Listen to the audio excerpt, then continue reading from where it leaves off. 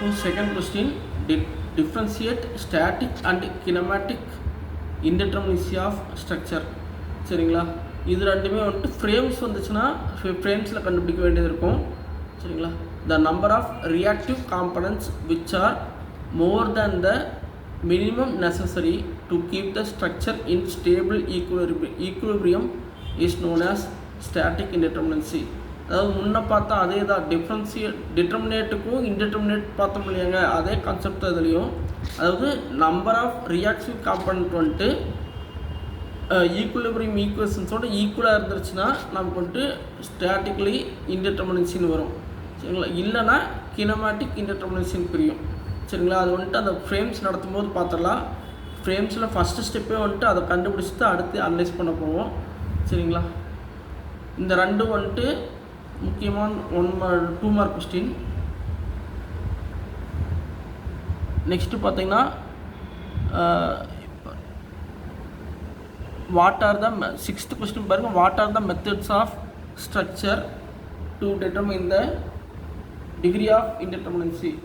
நம்ம இந்த structural analysis 1ல் இருக்கிற எல்லா சாப்டர் நேம்ஸுமே வந்துட்டு மெத்தட்ஸ் தான். சரிங்களா, அதனால் ஒவ்வொரு சாப்டர் நேமையும் வந்துட்டு அப்படியே எழுதிடலாம். Flexibility method, slope and reflection method, moment distribution method, அடுத்து ஸ்டிஃப்னஸ் மெத்தேடு. இந்த 4மே வந்துட்டு நமக்கு யூனிட் 2, யூனிட் 3, யூனிட் 4, யூனிட் 5 இந்த 4 மெத்தேடுமே வந்துட்டு அந்த டிகிரி ஆஃப் இன்டிட்டர்மினன்ஸை அனலைஸ் பண்ணுறதுக்கான மெத்தட்ஸ் தான். சரிங்களா, அடுத்தது நெக்ஸ்ட் ஒன். இப்போ எக்ஸாம்பிள் பார்க்குறோம். இந்த மாதிரி ப்ராப்ளம் கேட்பாங்கன்னு சொன்னோம் இல்லைங்களா. ப்ராப்ளம் பார்த்தீங்கன்னா இந்த மாதிரி ஒரு பீம் கொடுத்துருவாங்க. பீம் கொடுத்துட்டு இதுக்கு வந்துட்டு டிகிரி ஆஃப் இன்டிட்டர்மினன்சி கண்டுபிடிக்க சொல்லுவாங்க. சரிங்களா, இது பீம் பாருங்கள், 2 சப்போர்ட் இருக்குது. லெஃப்ட் ஹேண்ட் சப்போர்ட்டு ஃபிக்ஸ்டாக இருக்குது, ரைட் ஹேண்ட் சப்போர்ட்டும் ஃபிக்ஸ்டாக இருக்குது. நடுவில் ஒரு ஹிஞ்சட் சப்போர்ட், இந்த மாதிரி சிம்பிள் தான் ஹிஞ்சட் சப்போர்ட்னு அர்த்தம். இந்த 2 வந்துட்டு ஹிஞ்சஸ், எக்ஸ்ட்ரா ஹிஞ்சஸ் அவங்க கொடுத்துருக்காங்க. இப்போது degree of static indeterminacy formula capital R minus small R minus C.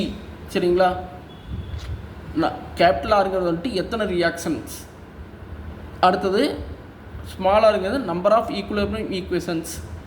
அப்போலாம் ஃபஸ்ட் கொஸ்டின் எக்ஸ்பிளைன் பண்ணும்போது கூட புரியாமல் இருக்கலாம். இந்த இது பார்த்தீங்கன்னா உங்களுக்கு ஈஸியாக புரிஞ்சிடும். சரிங்களா, ஃபிக்ஸ்டு சப்போர்ட்டுக்கு நமக்கு எத்தனை அன்னோன் ரியாக்ஷன் சொல்லியிருக்கேன், 3 சொல்லியிருக்கேன். அப்போது இந்த ஃபிக்ஸ்டு சப்போர்ட்டுக்கு ஒரு ரியாக்ஷன் 3, ரைட் சைடில் இருக்கிற ஃபிக்ஸ்டு சப்போர்ட்டுக்கு ஒரு அன்னோன் ரியாக்ஷன் 3 ப்ளஸ் இந்த ஹிஞ்சடு சப்போர்ட்டுக்கு ஒரு அன்னோன் ரியாக்ஷன் 1. சரிங்களா, டோட்டல் பண்ணோம்னா 7 வரும். சரிங்களா, அடுத்து ஸ்மாலாருங்கிறது நம்பர் ஆஃப் ஈக்குலிபிரியம் ஈக்குவேஷன் வந்துட்டு எப்போவுமே எல்லா டைப் ஆஃப் பீமுக்கு ஃப்ரேமுக்கு எல்லாருக்குமே வந்துட்டு 3 தான். சரிங்களா, அது இல்லாமல் எக்ஸ்ட்ராவாக ஹிஞ்சஸ் ஏதாவது கொடுத்துருந்தாங்க அப்படின்னா அந்த ஹிஞ்சஸை கவுண்ட் பண்ணிக்கணும். எக்ஸ்ட்ராவாக 2 ஹிஞ்சஸ் கொடுத்துருக்காங்க. சரிங்களா, இதெல்லாம் அப்படியே சப்ஸ்டிட் பண்ணுறோம். கேபிட்டல் ஆருக்கு வந்துட்டு 7, ஸ்மால் ஆருக்கு வந்துட்டு 3, அடுத்தது இதுக்கு வந்துட்டு 2. கேபிட்டல் சிங்கிறது ஹிஞ்சஸ், நம்பர் ஆஃப் ஹிஞ்சஸ் 2. இதெல்லாம் சால்வ் பண்ணி பார்த்தீங்கன்னா 2. அப்போ என்னென்னா டிகிரி ஆஃப் ஸ்டாட்டிக் இன்டிட்டர்மினன்ட் இதை வந்துட்டு இந்த ஸ்ட்ரக்சர் வந்துட்டு is externally indeterminate to second degree. இங்கே என்ன நம்பர் வருதோ அத்தனை டிகிரி நீங்கள் எழுதிடணும். சரிங்களா, அது இதில் பாருங்கள்.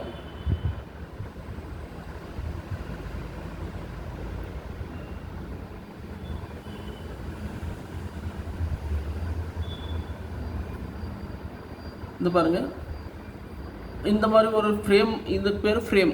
சரிங்களா, இதில் பாருங்கள், இங்கே ஒரு சப்போர்ட் இருக்குது, இங்கே ஒரு சப்போர்ட் இருக்குது, ரெண்டுமே ஃபிக்ஸ்டு சப்போர்ட். இந்த சிம்பிள் போட்டிருந்தால் அதுக்கு பேர் ஃபிக்ஸ்டு சப்போர்ட்னு அர்த்தம். நமக்கு இந்த சப்போர்ட்டுக்கு 3 ரியாக்ஷன், இந்த சப்போர்ட்டுக்கு 3 ரியாக்ஷன், டோட்டல் ரியாக்ஷன் வந்துட்டு 6. சரிங்களா, total reaction 6 minus number of equilibrium equation 3. சரிங்களா, இந்த சம்மில் வந்துட்டு கேபிட்டல் சின்னு ஒன்று பார்த்தோம். இந்த சம்மில் கேபிட்டல் சின்னு ஒன்று இருந்துச்சு. ஏன் அது போட்டிருந்தாங்கன்னா இந்த ஹிஞ்சஸ் கொடுத்துருந்தாங்க, அதனால் அது போட்டிருந்தாங்க. ஹிஞ்சஸ் கொடுத்ததுனால அந்த கேபிட்டல் சி போட்டிருந்தாங்க. இந்த ப்ராப்ளத்தில் வந்துட்டு ஹிஞ்சஸ் எதுவும் கொடுக்கல, அதனால் அந்த சி போடாமல் விட்டாங்க. சப்போஸ் ஹிஞ்சஸ் கொடுத்துருந்தா நீங்கள் அது போட்டுக்கணும், capital R minus small R minus சின்னு போட்டுக்கணும். சரிங்களா, அப்போ டிஃபால்ட்டாக 6 - 3 = 3. அப்போது த ஸ்ட்ரக்சர் இஸ் என்ன சொல்லியிருக்கேன், இங்கே என்ன டிகிரி வருதோ அதே டிகிரி இங்கே எழுதணும்னு சொல்லியிருக்கேன். So the structure is externally indeterminate to third degree. ஒரு கண்டிப்பாக ஒரு 2 மார்க் இந்த மாதிரி ஒரு ப்ராப்ளம் கொடுத்துட்டு கேட்கலாம். சரிங்களா?